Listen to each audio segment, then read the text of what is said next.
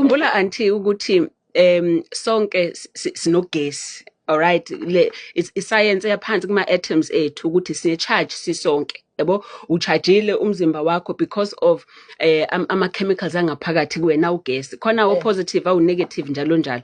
So normally lo gesi ongaphakathi kuwena emzimbeni uyabalance. Normally it's designed nje ukuthi kuwena ubalansile ugesi wakho, okay? If u10 ama positive no negative ba u10 njalo njalo, so kubalansile. But if kunezinto ezenzakalayo ukuthi ugcina, for example, if uzozikhuhla, if ukhuhla izandla uthi then uadd o plus kuno minus, so i-charge yagesi sithi ama-electrons thina ngiyazi sengi-scientific, okay?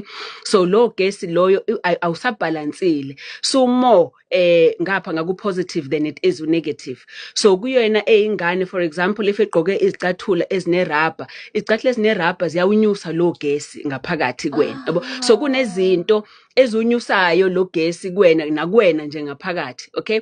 Ugcina manje ikwenza ukuthi uchargeile kakhulu wena manje ngoba lo gesi njalo uhlala ufuna ukuzibalansa ukuthi ungabi too much, ubalanseke. Uthi mase usuhlangana nenye into wena engana ugesi onjenganawe usuyaphuma ugesi kuwena uyongena kuleyo nto isiyashokha lo gesi, so kuyi current yagesi edlulayo lapho, okay? Siyothinta leyo nto ngoba umzimba uzama ukubalansa wena ngokuthi ukhiphe lo gesi omningi osungaphakathi kuwena ukhiphela kwinto ethize. Alright? Now zikhona ezine leather, so if ugqoka isicathulo se-leather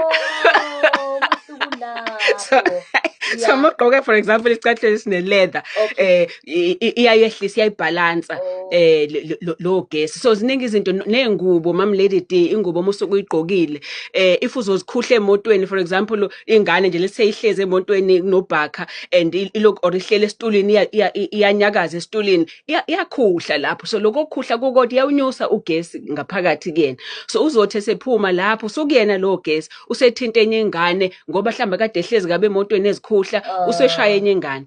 Okay, into ebakuwena ke emzimbeni kakhulu ke kuwena ke physical manje ngasakhuluma into ozigqokile if kuukuthi wena umzimba wakho womile udry, ifana nokuthi ma iweather idry, lento futhi if unganaka nawe izokwenza kakhulukazi ebusika, yenzeka ebusika kakhulukazi ngoba yenzeka ngesikhathi soku-dry, ngoba ngesikhathi ku-dry lo gesi lo uyanyuka ngoba amanzi ayayidilute lo gesi ngaphakathi kwena.